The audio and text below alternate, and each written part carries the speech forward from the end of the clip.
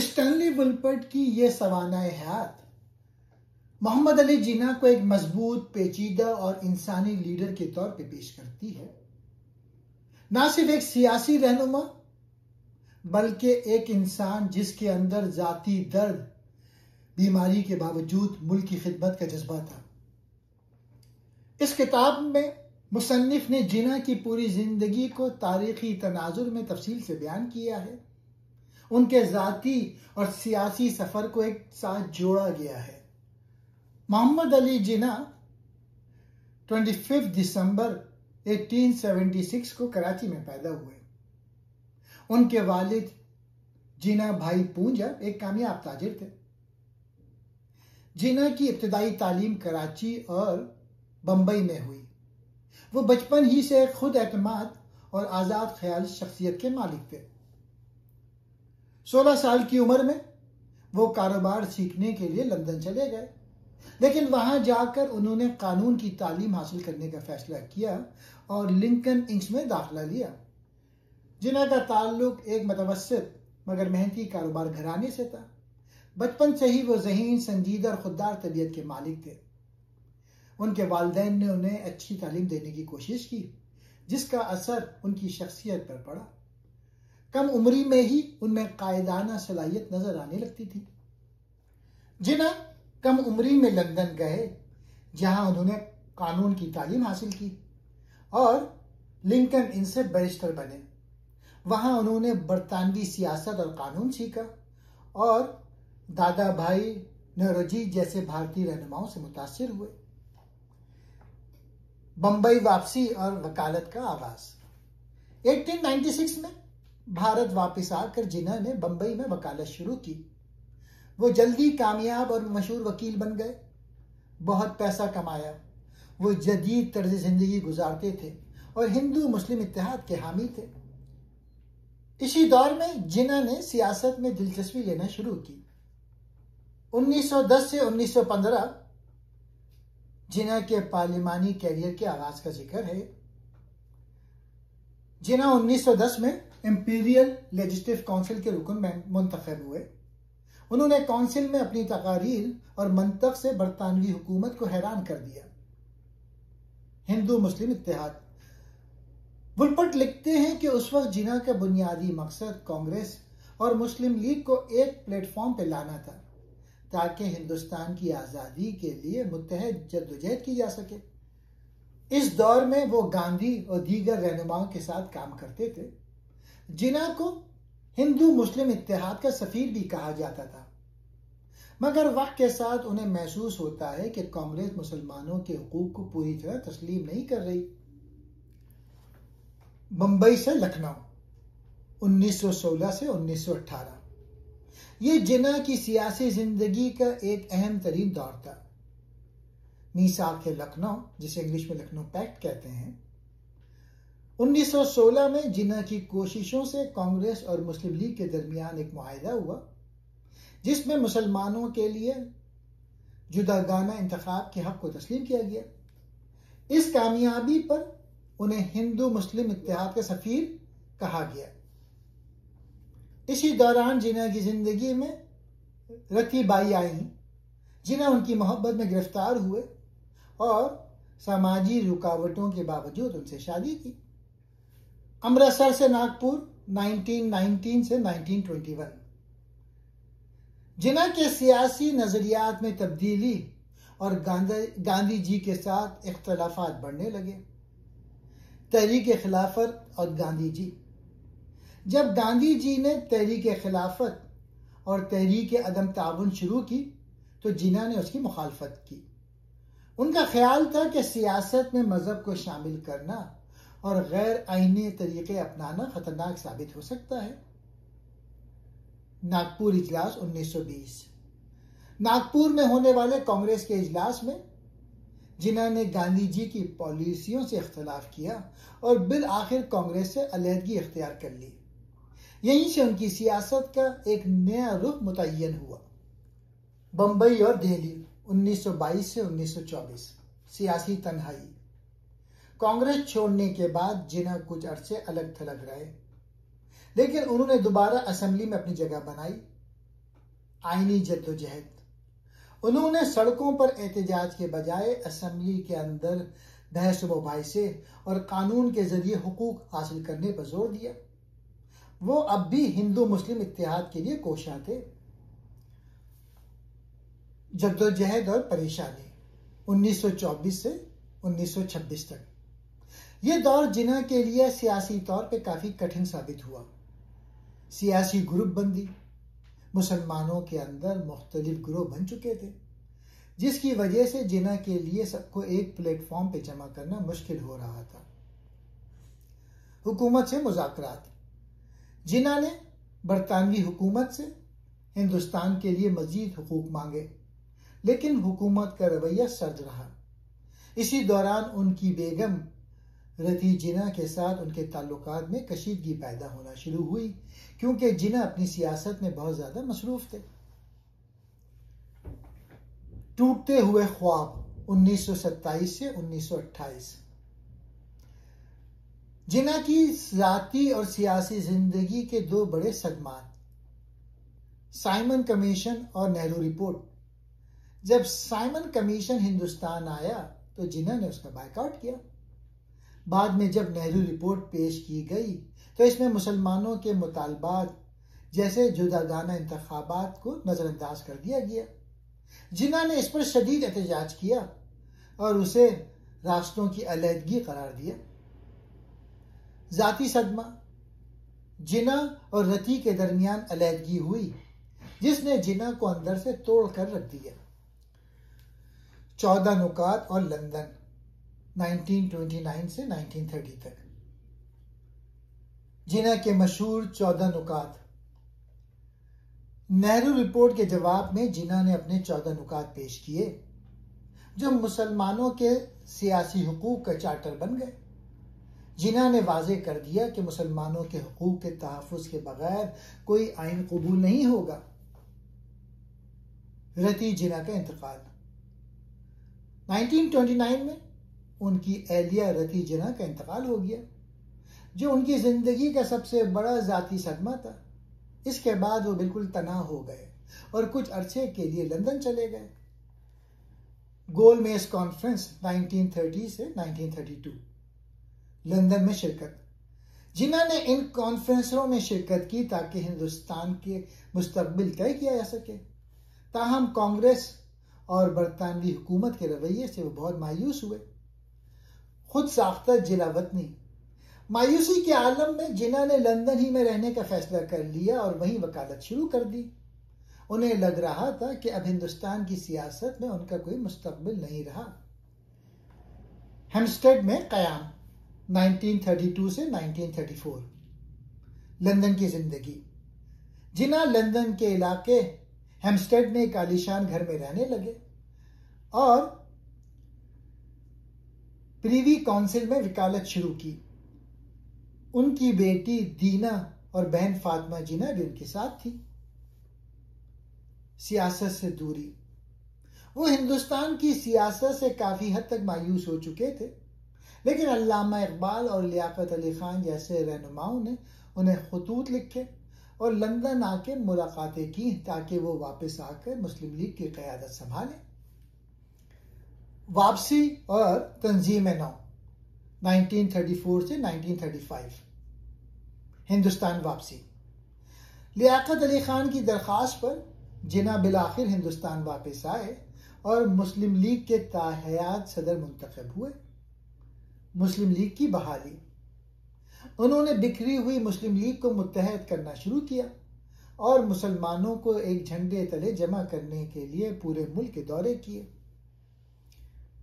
1937 के इंतखाबात। इंतखाबी नताइज। मुस्लिम लीग को इन इंतखाबात में खातिर ख्वाह कामयाबी न मिल सकी, जबकि कांग्रेस ने अक्सरियत हासिल की। कांग्रेस का गुरूर। जीत के बाद कांग्रेस ने मुस्लिम लीग के साथ मखलूत हुकूमत बनाने से इनकार कर दिया, जिसने जिन्ना को यह बावर कराया कि हिंदू अक्सरियत मुसलमानों को इक़्तिदार में हिस्से देने को तैयार नहीं। लखनऊ इजलास 1937। कायदे आज़म का खिताब। लखनऊ के इस तारीखी इजलास में जिन्ना को पहली बार अवाम की तरफ से कायदे आजम का लक़ब दिया गया। शेरवानी और टोपी। इसी इजलास में उन्होंने रवायती सूट के बजाय शेरवानी और टोपी पहनी, जो बाद में उनकी पहचान बन गई। उन्होंने मुसलमानों को खबरदार किया कि वो अपने हुकूक के लिए खुद खड़े हों। सिंध और मुस्लिम इत्तेहाद 1938। सिंध का दौरा। जिन्ना ने सिंध का दौरा किया, जहां उन्होंने मुस्लिम इत्तेहाद पर जोर दिया। यहां से ये इशारा मिलने लगा कि अब मुसलमान महज मरात नहीं बल्कि एक अलहदा मुमलिकत के बारे में सोचने लगे हैं। कांग्रेस की पॉलिसियां। कांग्रेस की हुकूमतों के दौरान मुसलमानों के साथ होने वाले नारवा सलूक, मसलन वंदे मातरम और तालीमी स्कीमों ने मुसलमानों को जिन्ना की ओर करीब कर दिया। यौम निजात और नए उफ़क़ 1939। कांग्रेस वजारतों का इस्तीफा। जब बरतानवी हुकूमत ने हिंदुस्तान को जंग में शामिल किया तो एहतजाजन कांग्रेसी हुकूमतों ने इस्तीफा दे दिया। यौम निजात। जिन्ना ने मुसलमानों को 22 दिसंबर 1939 को यौम निजात मनाने की अपील की, ताकि कांग्रेसी हुकूमत के मुबैना मजालिम से छुटकारे पर शुक्र अदा किया जा सके। इस वाक़े ने साबित कर दिया कि मुसलमान अब एक मुनज़्ज़म क़ुव्वत बन चुके हैं। लाहौर और करारदाद पाकिस्तान 1940। लाहौर इजलास। मंटो पार्क, मौजूदा इकबाल पार्क में मुस्लिम लीग का अजीमशान इजलास हुआ। दो कौमी नजरिया। जिन्ना ने अपने सदारती खिताब में दो टोक अल्फाज में कहा कि हिंदू और मुसलमान महज दो मज़ाहिब नहीं बल्कि दो अलग तहजीबें और कौमें हैं। करारदाद लाहौर। मौलवी फजलुल हक ने वो करारदाद पेश की जिसे बाद में करारदाद पाकिस्तान कहा गया, जिसमें मुसलमानों के लिए एक खुद मुख्तार रियासत का मुतालबा किया गया। बरतानवी पेशकश और जिन्ना का रद्द अमल 1940 से 1941। अगस्त ऑफर। वायसराय ने एक पेशकश की जिसे जिन्ना ने मुस्तरद कर दिया, क्योंकि इसमें मुसलमानों के लिए मुकम्मल इख्तिदार की वाज़ेह जमानत नहीं थी। सियासी पुख्तगी। जिन्ना ने इस दौरान अपनी तमाम तर तवज्जो मुस्लिम लीग को देहातियों और शहरों की सतह पर मुनज़्ज़म करने पर मरकूज रखी। Cripps mission 1942। जंग की शिद्दत के दौरान बरतानवी हुकूमत ने सर स्टफर्ड क्रिप्स को हिंदुस्तान भेजा। मुज़ाकरात। क्रिप्स मिशन का मकसद हिंदुस्तान का ताउन हासिल करना था। जिन्ना ने इस मिशन को बहुत एहतियात से डील किया। पाकिस्तान का इशारा। अगरचे क्रिप्स मिशन नाकाम हो गया, लेकिन इसमें पहली बार बिलवास्ता तौर पे सूबों को यूनियन से अलग होने का हक देने की बात की गई, जिसे जिन्ना ने अपनी एक इखलाकी जीत समझा। भारत छोड़ दो तहरीक और जिन्ना 1942 से 1943। Quit India movement. गांधी ने अंग्रेजों के खिलाफ भारत छोड़ दो तहरीक शुरू की। जिन्ना ने इससे दूरी इख्तियार की क्योंकि उनका मानना था कि यह तहरीक दरअसल मुसलमानों को दबाने की एक कोशिश है। तकसीम करो और जाओ, डिवाइड एंड क्विट। जिन्ना ने अंग्रेजों को नया नारा दिया कि वो हिंदुस्तान को तकसीम करके यहां से जाएं। इस दौर में जिन्ना की सेहत गिरना शुरू हुई, लेकिन उन्होंने अपनी बीमारी को सबसे छुपा कर रखा। जिन्ना गांधी मुज़ाकरात 1944। मुज़ाकरात का मकसद। गांधी जी ने जिन्ना से बंबई में मुलाकात की ताकि किसी समझौते पर पहुंचा जा सके।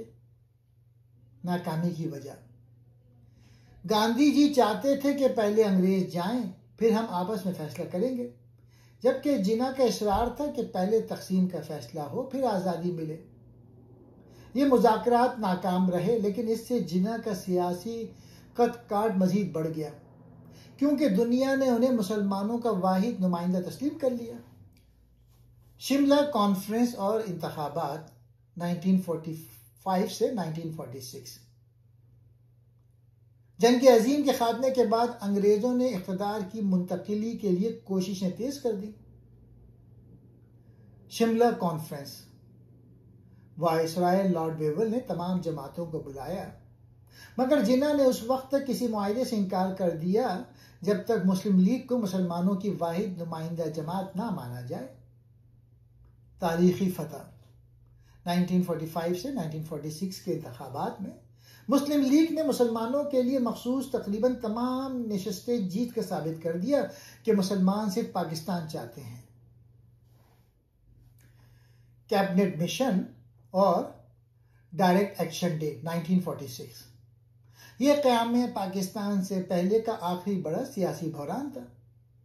कैबिनेट मिशन, भारतीय वुज़रा ने एक मंसूबा पेश किया जिसमें हिंदुस्तान को 3 हिस्सों में तकसीम करने की बात थी। जिन्ना ने इसे कबूल कर लिया, लेकिन नेहरू के एक बयान ने इसे सबूतार कर दिया। डायरेक्ट एक्शन डे, जिन्ना ने कांग्रेस की हरदर्मी के खिलाफ एहतजाज के लिए 16 अगस्त को पुरअमन एहतजाज की कॉल दी, मगर कलकत्ता में फसादात फूट पड़े जिसने साबित कर दिया कि अब तकसीम नागुज़ीर है। वायसराय माउंटबेटन और तकसीम 1947, लॉर्ड माउंटबेटन को आखिरी वायसराय बना के भेजा गया ताकि वो हिंदुस्तान की तकसीम का अमल मुकम्मल करें। 3 जून का मंसूबा, माउंटबेटन ने हिंदुस्तान की तकसीम का हतमी मंसूबा पेश किया। जिन्ना ने इसे मुख्तसर और कटे फटे पाकिस्तान के तौर पर कबूल किया क्योंकि उनके पास अब यही वाहिद रास्ता था। आज़ादी की कीमत, पंजाब और बंगाल की तकसीम के साथ ही बड़े पैमाने पर हिजरत और कत्ल गारत शुरू हुई जिसने जिन्ना को बहुत ज्यादा रंजीदा किया। गवर्नर जनरल और नई रियासत की जद्दोजहद 1947 से 1948, पाकिस्तान बनने के बाद जिन्ना पहले गवर्नर जनरल बने, लेकिन यह कांटों की सेज थी। मसाइल का पहाड़, लाखों महाजरीन की आबादकारी, असासों की तकसीम में नाइंसाफी और कश्मीर का मसला। जिन्ना ने खराबी सेहत के बावजूद दिन रात काम किया। आखिरी खिताब, उन्होंने 11 अगस्त 1947 को कानून साज असम्बली में अपना मशहूर तरीन तकरीर की जिसमें उन्होंने पाकिस्तान को एक ऐसी रियासत बनाने का अज़म जाहिर किया जहां हर शहरी, चाहे वो हिंदू हो या मुसलमान, बराबर का हुकूक रखे। जियारत और आखिरी सफर सितंबर 1948, ये इंतहाई जज्बाती और अलमनाक वाकया है। बीमारी की शिद्दत, जिन्ना को कई सालों से तबे दिक टीबी थी, मगर उन्होंने इसे कौम से छुपाए रखा। आखिरी दिनों में वो आराम के लिए कोयटा और फिर जियारत चले गए। वफात 11 सितंबर 1948 को उन्हें कराची लाया गया, जहां एम्बुलेंस की खराबी और शदीद गर्मी के आलम में इस अजीम रहनुमा ने अपनी जान आफरीन के सुपुर्द कर दी। वुलपर्ट लिखते हैं कि जिन्ना ने वो कर दिखाया जो तारीख में किसी और ने नहीं किया, एक नई कौम को जन्म दिया और दुनिया का नक्शा बदल दिया। स्टैनली वुलपर्ट अपनी किताब का इख्तिताम इन मशहूर अल्फाज पर करते हैं, बहुत कम लोग तारीख के धारे को बदलते हैं, इससे भी कम लोग दुनिया का नक्शा बदलते हैं, और शायद ही कोई ऐसा हो जिसे एक नई कौम बनाने का एजाज हासिल हो। मोहम्मद अली जिन्ना ने ये तीनों कारनामे सर अंजाम दिए।